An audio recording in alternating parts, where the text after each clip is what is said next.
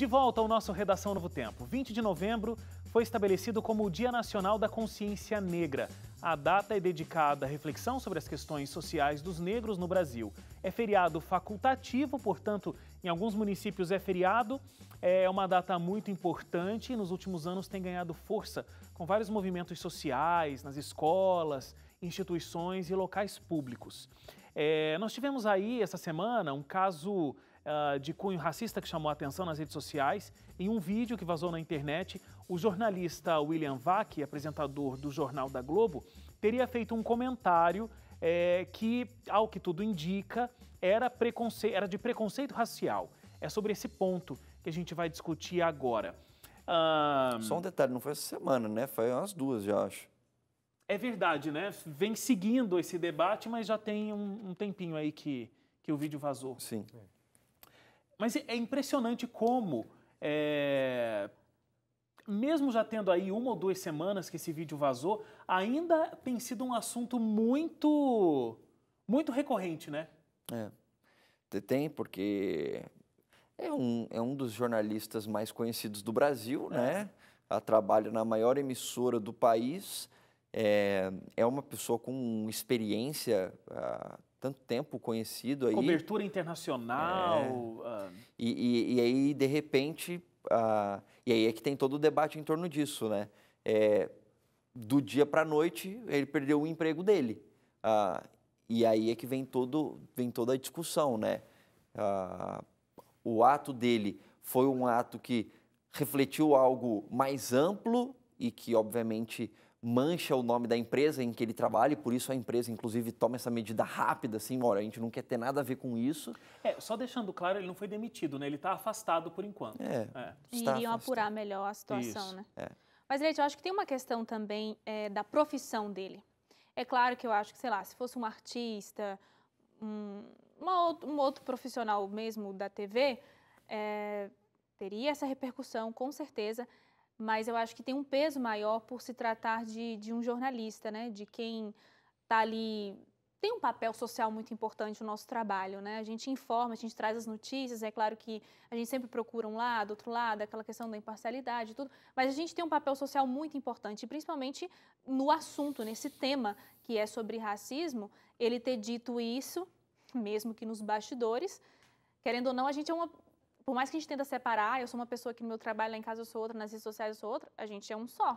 Né? Então, ele ter comentado isso e ser jornalista, a carga é maior em cima, na minha opinião, entendeu? Vocês acham, na verdade, que a carga é maior por ele ser um jornalista ou também pelo período que a gente vive da sociedade, onde essa história de racismo tem sido cada vez mais discutida e existe realmente a sociedade não tolerando mais casos de racismo ditos assim publicamente e gratuitamente. Se fosse num outro período que esse vídeo tivesse vazado, talvez a coisa teria sido um pouco diferente? Eu acho que tem isso que você está falando, até porque ele falou aquilo, você vê no vídeo, né? Inclusive faz tempo, né?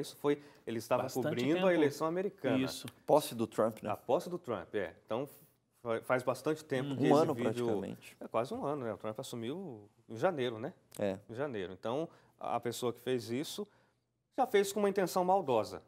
Quem filmou aquele momento que não estava ao vivo, não estavam gravando, eles estavam ali esperando para entrar no ar, ou sei lá o quê, e ele fez a brincadeira. Eles tiveram uma explicação até sobre esse assunto, porque, tipo, na época, eles não tiveram coragem, ficaram com medo de serem demitidos, que foram 2, né?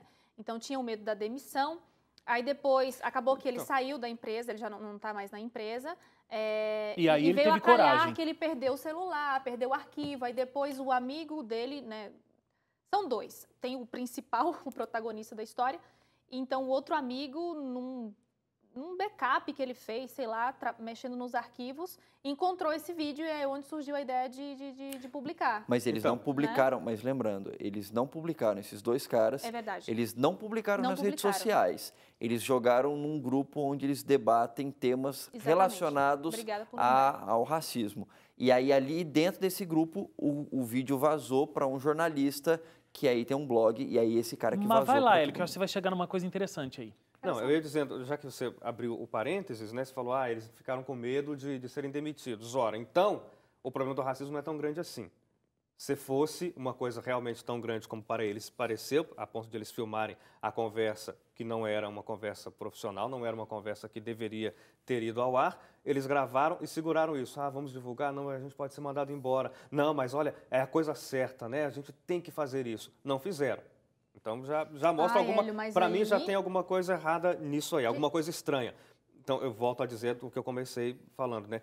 Foi uma atitude maldosa contra o jornalista. Ele fez certo? Não, claro que não fez certo de fazer um comentário desse. Não é um comentário que se deva fazer. Mas é um comentário que é feito todo dia. Em todo lugar, em toda rodinha de conversa, as pessoas fazem brincadeirinhas desse tipo. Inclusive, numa rodinha de amigos que tem algum amigo negro, fazem brincadeiras desse tipo, entendeu? Só que aí você ganha, você dá um volume... A bendita, para não falar outro nome, da tal da brincadeira e sempre leva nesse tom da brincadeira. Então, mas acontece que... Desculpa interromper. Lá não foi uma brincadeira, né? Não tinha um negro ali. Foi gratuito, né? Foi simplesmente dizendo, é muito difícil, eu não quero aqui fazer qualquer juízo de valor, mas existiam duas pessoas brancas ali que estavam conversando, na verdade não estava nem conversando, né? Estava meio que num outro mundo, assim. Ele estava ouvindo ponto, ele estava recebendo informação. Nervoso, entrar ouvindo. E aí soltou essa de que esse barulho, aquela algazarra, não sei o quê, era coisa de gente negra.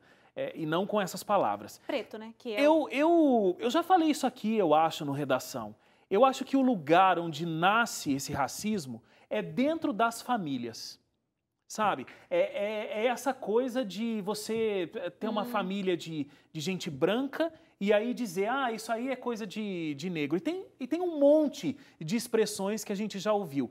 Isso é péssimo, porque você forma o cidadão acreditando que uma coisa que ele ouviu no seio familiar não tem verdade que fica mais intrínseca no ser humano do que aquilo que ele ouviu dentro do seio familiar, e ele vai repetindo e ele vai acreditando que realmente uma pessoa que tem a casca, o que cobre a gente, né, a pele, de uma cor diferente, então ela tem um nível intelectual ou qualquer outra coisa que seja inferior ao nosso, que é a da pessoa branca. Então, aí é por nível, entendeu? Conforme a pessoa vai escurecendo, pior ela é. Não, exatamente. E não é só com relação à cor o problema, né?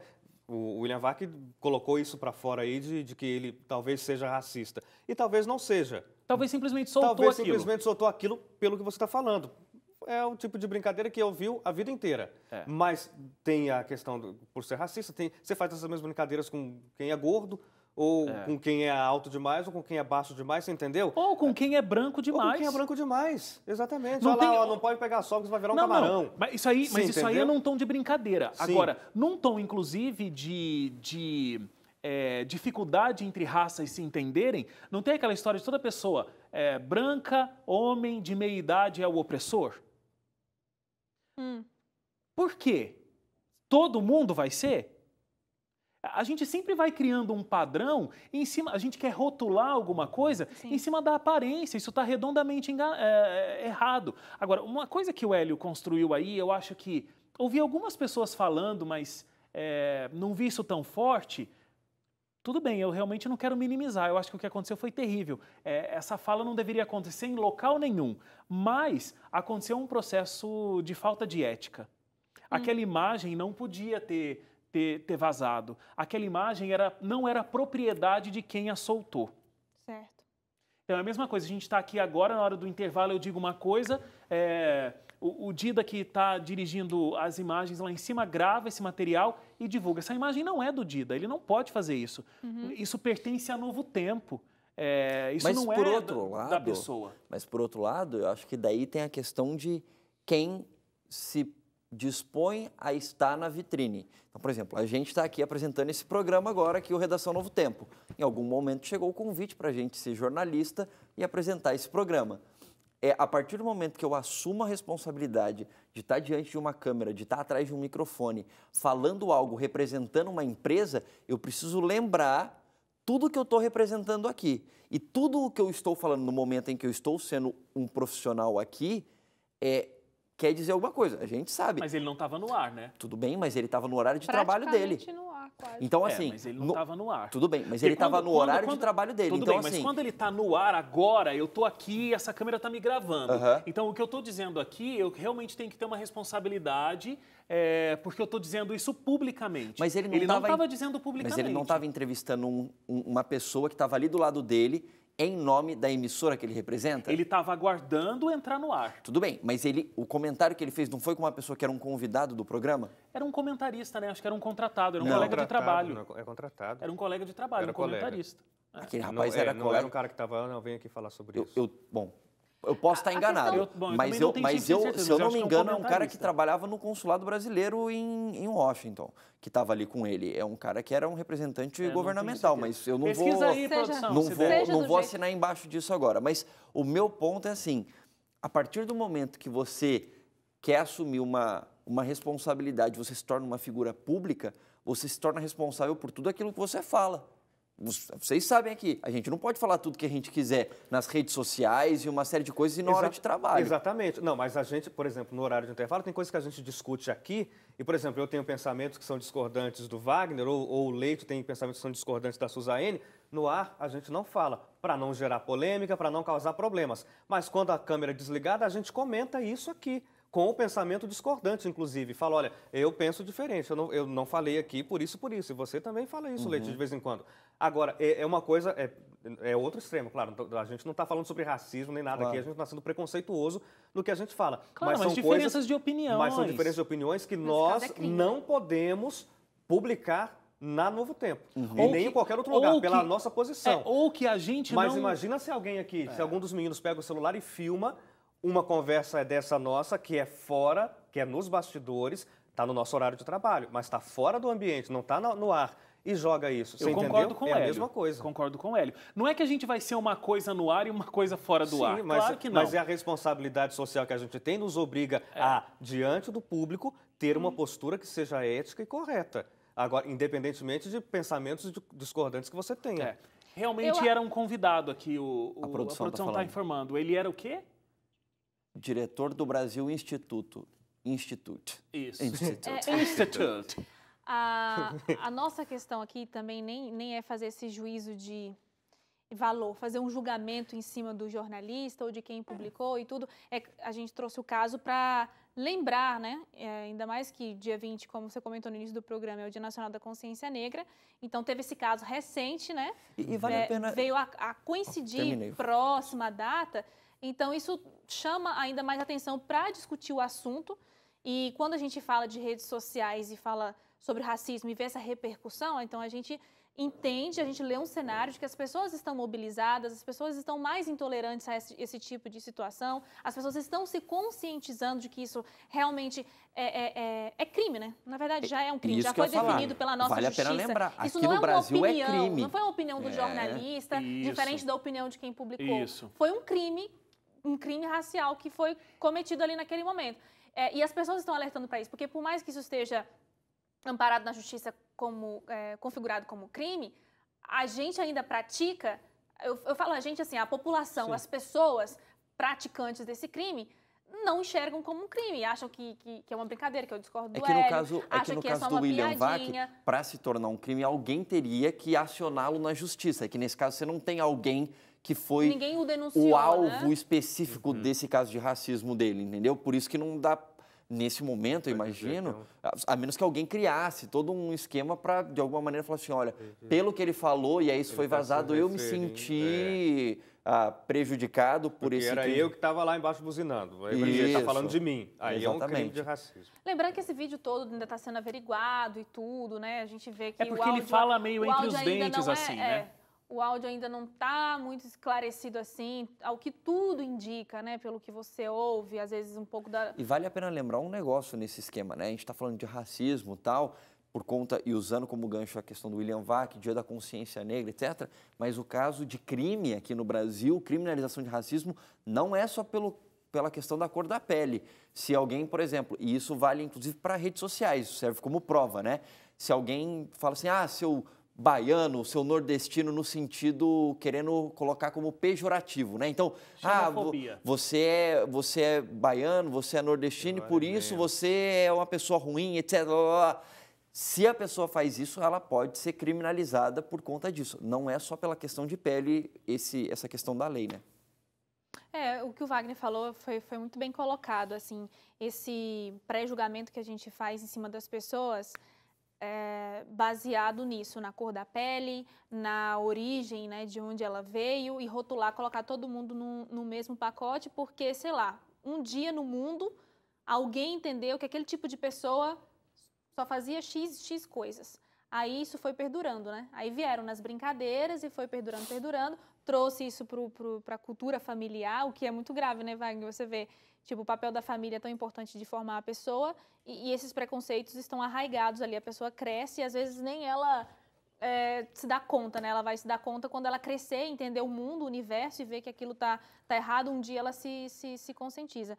Então, isso que a gente faz em cima das pessoas, além de ser crime e tudo, na minha opinião, assim, agora uma análise mais cristã, é muito errado, né? Se a gente partir do princípio cristão de que a gente deve realmente amar o próximo e ter esse cuidado com o seu semelhante, isso vai totalmente contra os princípios cristãos. E, infelizmente, existem muitos cristãos preconceituosos. E aí os defensores do antirracismo nas redes sociais desferiram uma centena de crimes contra a honra, no caso do William Vac. Então, isso para mim mostra que as pessoas não estão interessadas no combate ao racismo, nesse caso específico, ou no combate a qualquer outro tipo de preconceito.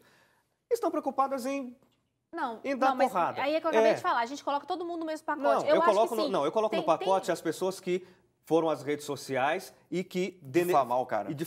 Para defender uma causa, não estão defendendo causa, porque na defesa de causa você não tem que ofender outra pessoa. Você não tem que matar alguém para deixar o outro vivo, entendeu? Num caso como esse. Entendi. E o que as pessoas nas redes sociais fizeram, em grande medida, foi isso. Foi usar as redes sociais para cometer um outro crime, que é um crime... São crimes contra a honra, que daí entra injúria, calúnia, difamação, esse tipo de coisa. Foi o que fizeram contra o William Vac por causa do que ele falou e que é uma atitude racista. Ele não se torna a pior pessoa do mundo por isso. Ele fez uma coisa errada, ok. Se pedir desculpas e mudar, tá ok. Se desculpe, pague se tiver que pagar pelo que fez, ok. Agora, as outras pessoas todas fizeram o quê? São melhores do que ele agora? Porque ele fez um comentário racista, agora todo mundo que falou um monte de coisas contra ele são melhores? Não. Ou você acha que elas estão defendendo os negros porque fizeram isso? Eu não me sinto defendido por essas pessoas. Eu sou negro. Isso não dá o direito delas ofenderem, porque ele ofendeu alguém, ele não pode ser ofendido de volta. Vamos combater um erro com o outro.